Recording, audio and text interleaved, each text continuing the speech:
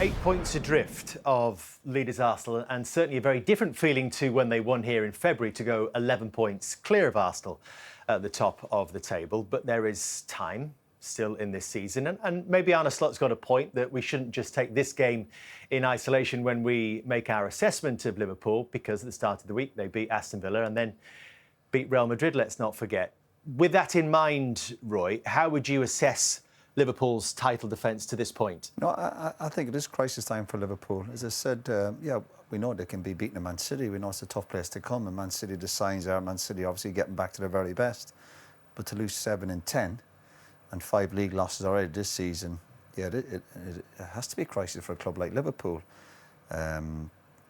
I thought his assessment of the game today was spot on. I think it was very fair. Yeah, the decision could have gone against them, but overall, City looked stronger, technically better, and they look really much better physically than Liverpool today. I thought Liverpool like a really weak team today.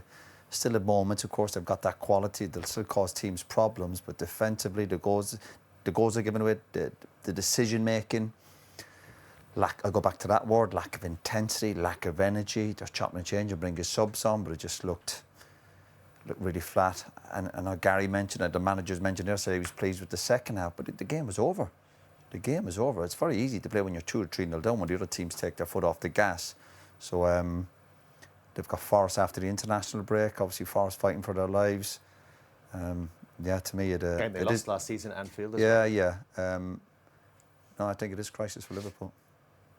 Patrick raised the question of integration potentially being a problem for Liverpool right now. Do you get that feeling that he's not quite sure whether to stick or twist right now with some of these new signings?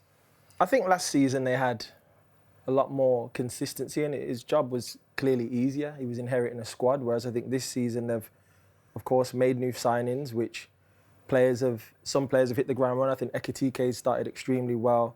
But the other players haven't quite got there yet. And are we right to expect more, Daniel, when you think about the number of the value of that investment, over £400 million? Well, look, it's an unforgiving league. You know, this league, I think the expectation is for players, just because the price tag's there, that they're supposed to come here and hit the ground running and be world-class footballers straight away. It's rare finds in the Premier League that happens, because the demands are high. The intensity of each team you're facing is clearly better than any league around the world. So I think some of the players are surprised at the intensity of the league, and Wirtz is one of them that's actually explained that in interviews. But when we're talking about the manager and talking about the team that he has to select, I think he does need to stick with a team that he truly believes in and gives him 5 games. I think he did try that this week at least. But it's not working out at the moment, and I think that the cohesion and the chemistry that the team had last season has clearly disappeared. It's not there anymore. It's not the same outfit that we're used to seeing. They've got to go back to the drawing board, clearly analyse all of the defeats, and I think even if we take the defeats out of it and we go to the start of the season, those last-minute goals that were consistently happening, and you know, how long could that continue was the conversation. Well, we're now having a different conversation, which is they've lost 7 in 10. They've been completely miles off it, if we're being honest, in the sense of their standards. Their level is way higher than what they're performing at. Have they got any chance of winning the league from this point, Micah? I mean, I always said it's too early, but after today's performance, you would say no. But I had Liverpool favourites. And the problem has, with Ekitike coming in, who was supposed to be second choice, who's done really well, now you've got a problem with Isak. You've got Kirkes is coming left back, who was supposed to be number 1. He's not hit the ground running, so now you've got Robertson. And then it's finding a place for Wirtz. Does really well against Real Madrid. And then today, can you back up that performance? It's not there. I disagree to a certain extent with Sturridge in terms of, if you get bought for 100+ million, you should be ready to go.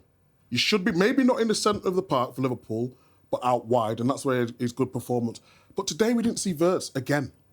And that becomes a problem for the manager, because the players who were supposed to be backups to the number 1, they're just... I think the bigger issues are at the back. They're doing better I think the goals they're giving away. I think going forward, not great today, obviously. But Yeah. the goals they're giving away, the full-backs are a huge problem. Goalkeeper needs to do better. Centre-half looks a nervous wreck. Yeah, but that comes from consistency. Alisson is a big miss. Of course. For sure, just for the chemistry at the back. And then when you flip-flopping between Robertson and Kirkers, he's not working. Conor Bradley did so well against Real Madrid. Can he back it up again today? And I thought it was actually Liverpool's one of their better players. When you're talking about Wirtz, what are you saying exactly? Like With Wirtz, I think that if you are bought for that amount of money, regardless of what league you're coming from, you should show more than what he's showing now. And I've protected him and backed him up until this point. But you get bought for that money to show up in big games. you are. But Is that fair? Is that a fair assessment? it's fair to say that the expectation level of a player being, but you don't choose the price tag.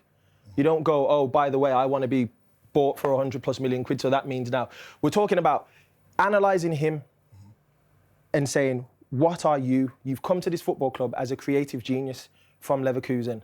Xabi Alonso managed to get the best out of him. So far, this manager is firstly finding a position for him in his team, and secondly, the players trying to figure out the league. So you've got two different things. He's played number 10 in games, he's played on the left in games. We're clearly seeing that at this very moment in time, he's probably better off on the left.